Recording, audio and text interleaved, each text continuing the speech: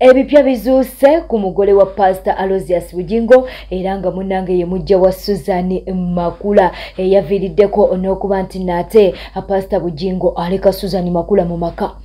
Yamulese mu maka n'agenda ate abeere ntino apangisa mu hoteli nga bwe biri mu kuba nti nate bitambuzibwa ku mutimbagano. Munnange ebipya tubikuleetedde ku mugole. Mugole yoyo ali mu kutambuzibwa ku mutimbagano nti munnange ate ye yasigudde Pastor Aloysius Bugingo n'asuulawo n'amaka n'asobola okuba nti no munnange bapangisa bakati basula mu hoteli. Naye amazima gali nti ono si ye mugole.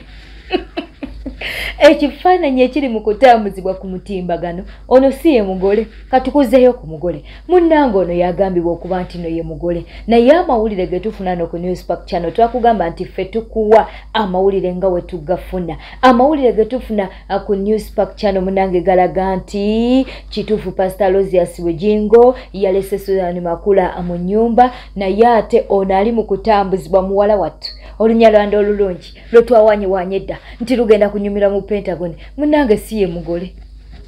Tukyanoonya yasigudde Pastor Aloysius Bugingo. Naye ng'ono si ye mugole. Kaakati munnange amawulire gali nti ono si ye mugole. Nkiddamu ono si ye mugole. Lwaki tukugamba nti ono si ye mugole? Weerabireko. Ekifaananyi kino mukwano ekiri mu kutambuzibwa ku mutimbagano okumpi Rwanda yonna bakitambuza. Rwanda yonna bakitambuza naye nga tebakitambuliza ku Pastor Aloysius Bugingo, bakitambuza okulaga abaana ab'obuwala abali mu Rwanda, abaana abanyirira abali mu Rwanda. Okitegeera promotion zonna ezikolebwa mu Rwanda munnange zikolebwa ku kifaananyi kino kifaananyi kya mutimbagano. Yenna omuwala ono gyali akiguddeko kino ekifaananyi munnange kya mutimbagano ng'emazima amatuufu ono si ye mugole wadde nga Pastor Aloysius Bugingo munnange yasuddewo Susan Makula n'amuleka mu nnyumba naye nga ono si ye mugole. Ekifaananyi ky'omugole tukyakinoonya naye nga munnange webito ebirinawo osobola okwerabirako. Posti zizo tuzikuteereddeyo ng'ekifaananyi kye kimu kye bakozesa buli kaseera ku mutimbagano. Kyekifaananyi kye kimu kye bakozesa ku Facebook, ku Twitter, ku YouTube luddawa. Ekifaananyi ab'e Rwanda bakikozesa nnyo wadde nga n'ab'omu Uganda bakikozesa nnyo. Kaakati munnange era kyekiri mu kutambuzibwa mbu ono ate munnange ye mujja wa Susan Makula naye nga amazima matuufu gali nti ono si ye mujja wa Susan Makula.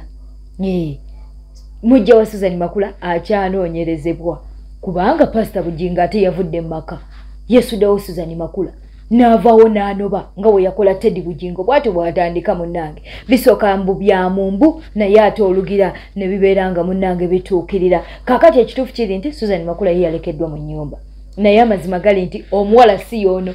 Ono si ye mugole.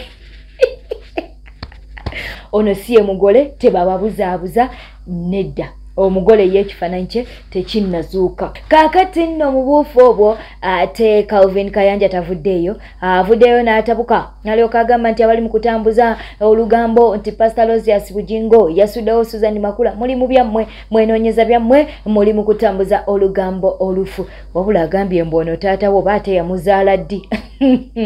Calvin Kayanja agambye mbu Pastor Bugingo taatawe naye agosige tulese. Katubeere nga tukuwa Calvin Kayanja abeere nti no munnange bino abyeyogerera agambye nti bano tebannayawukanako. Agambye nti no Susan Makula kwessa ne Pastor Aloysius Bugingo teri alibaawula. Bw'ate bw'agambye katubeere nga ate tumukuwa. Waliwo abagwagwa abatandise okusala ekigambo nti kitange Bugingo amaka yagaleka dda era asula mu hoteli.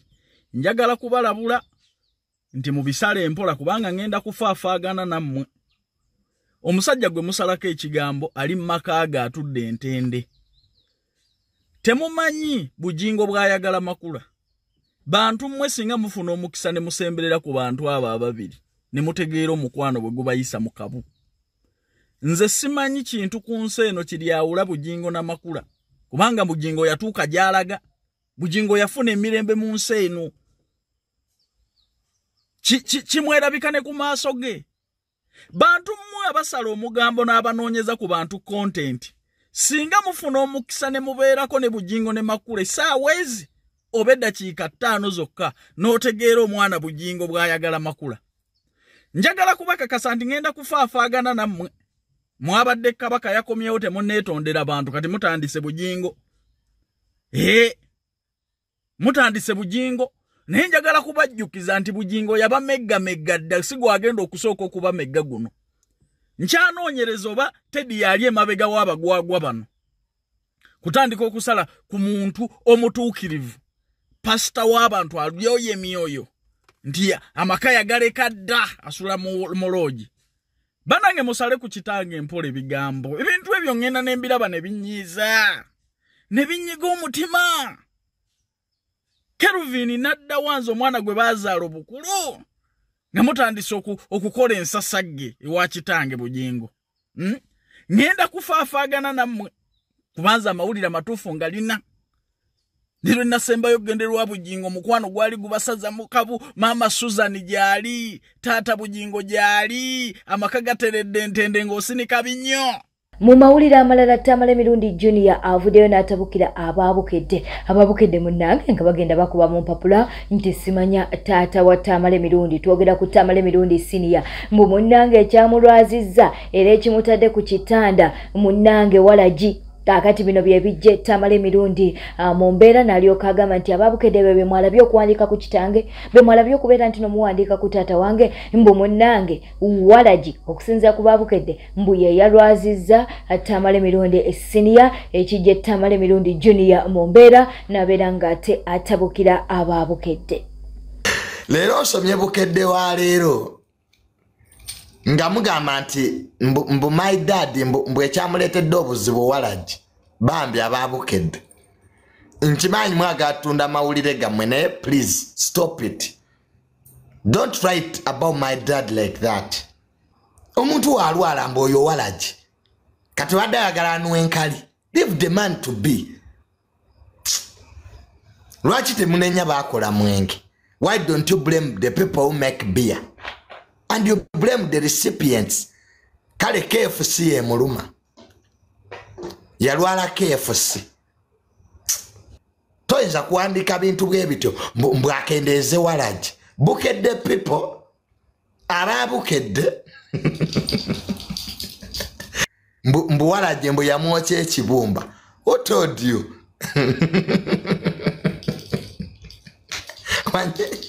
Ebisajja byabukedde ebyo bimanyira byagambye mbu tatange mbu ekyamulwaziza mbu Walagi mbu yamwokya ekibumba. Which Walagi is that really? Ba ababukedde naye kaawone. Nze nsaba ekintu kimu dadi awone. Ababukedde mujja mugwako buli story gyemuwa. Lero dadi mbadde naye ne mulaga bukedde nga mumulumiriza omwenge oba mwabagumugulira naye kaawone bukedde.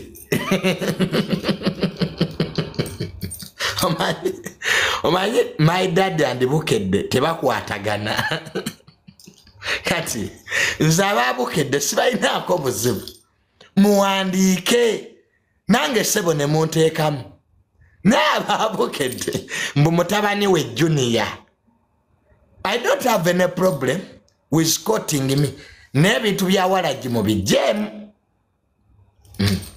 When my dad comes back, bukedde mujja mubuulira Walagi waje yamwokyera ekibumba.